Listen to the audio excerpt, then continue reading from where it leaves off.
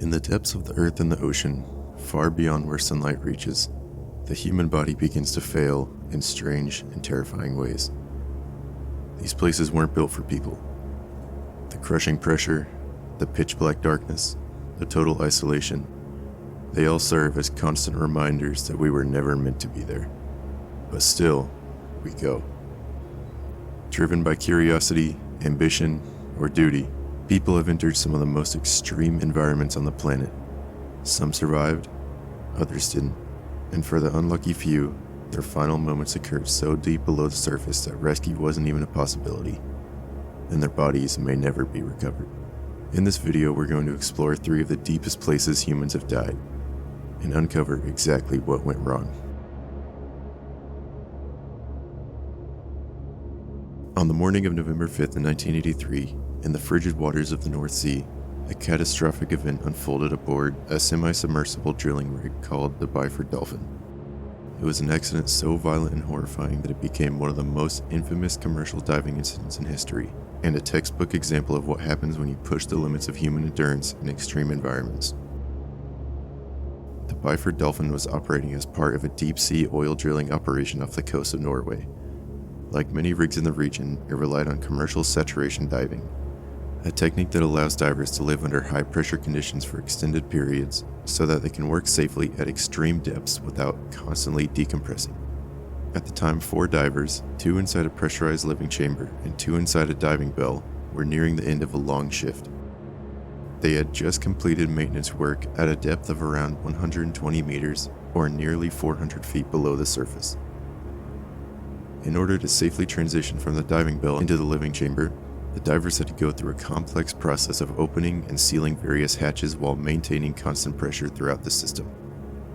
One critical component of that system was a trunk, a short passage that connected the diving bell to the main chamber, sealed by a clamp.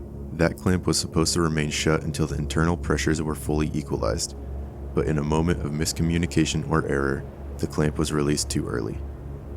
What happened next lasted less than a second. Without warning, the pressurized air inside the system exploded outward with violent force. The chamber, which had been maintained at 9 atmospheres of pressure, equivalent to roughly 1,300 pounds per square inch, instantly vented into the lower pressure environment outside. The sudden decompression was catastrophic. One of the divers, 35-year-old Truls Hellevik, was still inside the trunk when the clamp was opened. He was effectively torn apart. The explosive decompression ejected his body from the chamber with such force that he was dismembered instantly. According to the official investigation, his body was almost completely destroyed.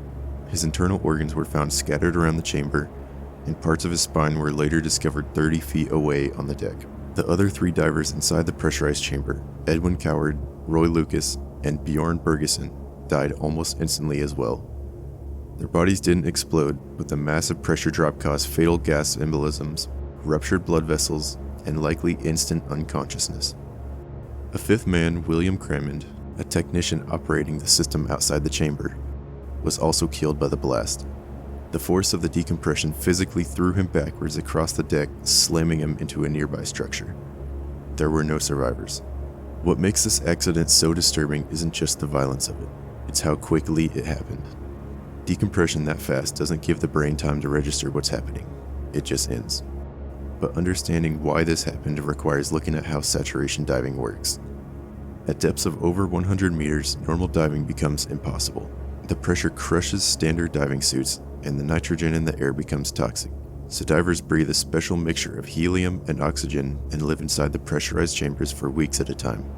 When the job is done, they undergo a slow, carefully monitored decompression that can take several days or sometimes over a week. This process prevents nitrogen bubbles from forming in the bloodstream, which can cause bends, embolisms, paralysis, or death. The system is incredibly effective when handled correctly, but in the case of the Byford Dolphin, a combination of poor design, miscommunication, and a lack of safeguards proved fatal. One of the biggest issues was that the clamps separating the chamber and the trunk could be manually opened. Even if the pressures weren't equalized, there was no automatic interlocks, no fail-safes, and no warning systems in place to stop a premature release. The official investigation conducted by the Norwegian government concluded that the accident was entirely preventable. They found that the diving system used aboard the Byford Dolphin was outdated and did not meet modern safety standards. In response to the incident, major changes were made to saturation diving protocols around the world. Newer systems now include multiple automatic safeguards that prevent chamber doors from opening unless pressures are equalized. Remote operated systems, computer monitoring, and redundant safety features have become standard. But for the 5 men who died on that platform in 1983, those improvements came too late. The Byford Dolphin itself continued operations for years after the disaster. It wasn't until 2019, more than 3 decades later, that the rig was finally decommissioned and scrapped. To this day, the accident remains one of the most violent examples of explosive decompression ever recorded.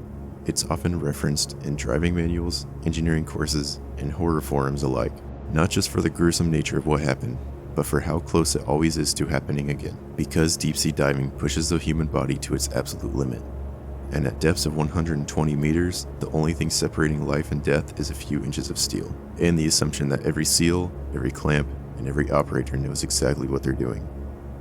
One mistake, and you don't die slowly. You just disappear.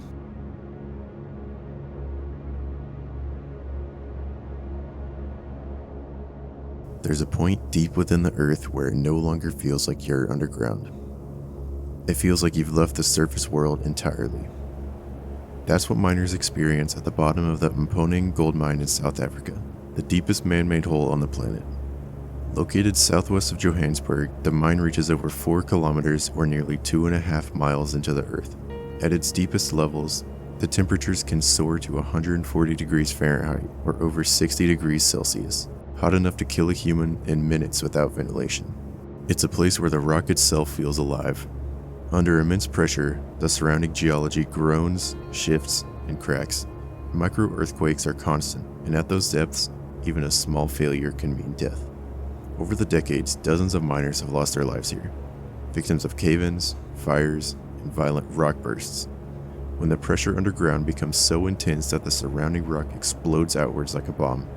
And in March of 2009, that's exactly what happened. On the morning of March 16th, a group of miners began their descent into the Mponeng shaft for a routine shift. The journey itself was grueling. It took nearly an hour to reach the lower levels, requiring a series of elevators, train rides, and long walks through cramped tunnels. By the time they arrived at the active phase, the cutting edge where new gold was being extracted, the temperature was already brutal. Even with ice-cold water pumped through cooling tubes and massive ventilation systems, the air was thick, humid, and barely breathable. At roughly 2.4 miles below the surface, the rock walls are constantly under threat of failure. That morning, that threat became real. At around 8:30 a.m., a seismic tremor was recorded, one of the many that occur regularly due to the mine's depth. It was measured at a 2.2 magnitude, barely enough to register on the surface, but down there, it could cause catastrophe. A section of rock suddenly gave away, collapsing a tunnel and trapping a group of miners beneath tons of fractured debris. At least 82 workers were in the immediate area, many of them unable to escape as the ceiling rained down. The scene was pure chaos. In total darkness, disoriented by the shaking and choking on dust, surviving miners scrambled to reach safety. Emergency teams began mobilizing immediately, but rescue efforts were slow. Navigating 2.5 miles of narrow tunnels under unstable rock conditions is not fast work. Some of the trapped miners were able to communicate by radio, others were never heard from again. After hours of tense and dangerous recovery efforts, the full extent of the damage became clear. One worker was confirmed dead, crushed instantly by falling rock. Several others were injured, some critically. Many suffered from heat exhaustion and smoke inhalation due to equipment damage that disrupted ventilation in that area. On paper, one death might seem like a small number, especially in an environment as dangerous as Mponeng. But what makes this story so chilling is the context. This wasn't a freak event, it was routine. Rock bursts, like those violent pressure-driven collapses, happen all the time in deep mines like Mponeng. In fact, the deeper the mine goes, the more frequent and dangerous they become. Over the years, these bursts have claimed dozens of lives throughout South Africa's gold mining industry. Miners have reported seeing walls crack open right in front of them, sending shards of razor-sharp stone flying like shrapnel. In one case, a worker was killed by a single rock the size of a fist, but it shot from the wall with the force of a bullet. The death toll over the mine's full lifespan isn't officially tallied in one place, but between all the rock bursts, collapses, gas leaks, and mechanical failures, the true number is likely in the dozens, if not more. What makes the deaths in Imponing especially haunting is that they're often forgotten. There's no dramatic explosion, no footage, no media storm, just a name, a date, and a brief note in a company report. Yet the fear is very real for people who work there. Every shift could be their last. A tremor, a faulty bolt, a misjudged blast, and they're buried 2 miles below the earth, far out of reach of any rescue team. When you work at those depths, the surface feels like another world, and if something goes wrong, you won't be coming back.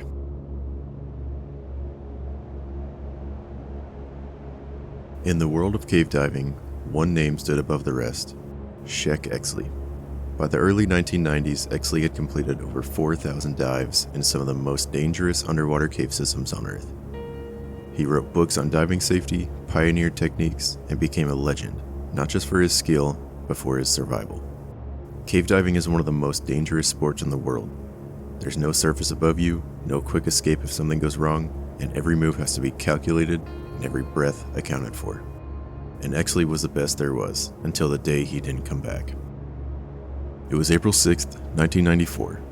Exley, along with a fellow elite diver, Jim Bowden, planned to dive into a vertical water-filled sinkhole in northeastern Mexico known as Sistema Zacatón. Zacatón is no ordinary cave. It's one of the deepest known water-filled sinkholes on the planet, over 1,000 feet deep, with superheated geothermal water and zero visibility past a certain depth. No one had ever reached the bottom. Exley's goal was simple in concept but nearly impossible in execution: break the world depth record. He and Bowden would descend simultaneously, but separately with different dive profiles for safety. Both men knew the risk. They were venturing into a place where no human had ever survived, past depths that strain even the best equipment. At that depth, the pressure exceeds 30 times what we experience at sea level. The plan was for Bowden to level off around 900 feet, while Exley pushed deeper. The water grew darker, thicker, and more dangerous with every foot. Then, something went wrong. At a depth of about 870 feet, Bowden saw Exley below him, still descending. Moments later, Exley stopped moving. Bowden waited, then watched as bubbles began to stream from Exley's rig, a sign that he might be in distress. Bowden, recognizing the danger to himself, made the decision to abort and begin the long, multi-hour ascent. Exley never surfaced alive. Days later, his body was recovered at 883 feet, suspended in the black water. The exact cause of death remains uncertain. What makes Exley's death so eerie is that he planned meticulously. He was using Trimix gas, designed to reduce the risks of nitrogen narcosis and oxygen toxicity at extreme depths. His dive logs were flawless, and his equipment was tested, but something still went fatally wrong. Some experts believe that Exley may have suffered an oxygen toxicity seizure, a risk when breathing high-pressure oxygen at great depths. Others suggest carbon dioxide buildup, equipment malfunction, or even the psychological effects of extreme narcosis. But with no definitive evidence, his death remains a mystery. Even recovering his body was nearly impossible. The team had to create a special recovery rig just to reach him. Exley's legacy didn't end with his death. He's still revered as one of the most accomplished and careful cave divers in history. In fact, his story serves as both inspiration and warning that even the most experienced can be overwhelmed by the crushing unknown beneath the surface. Zacatón has never fully been explored by human divers since. The bottom still hasn't been reached by a person. Only robotic submersibles have dared to map it. And somewhere down there, over 800 feet below the Mexican jungle, is the last place Sheck Exley ever saw. These stories remind us how fragile life is in these environments, and how much we still don't fully understand about the limits of human survival. If you found these stories as haunting and fascinating as I did, make sure to like, subscribe, and hit the bell icon for more deep dives into true tales of danger and mystery. Thanks for watching.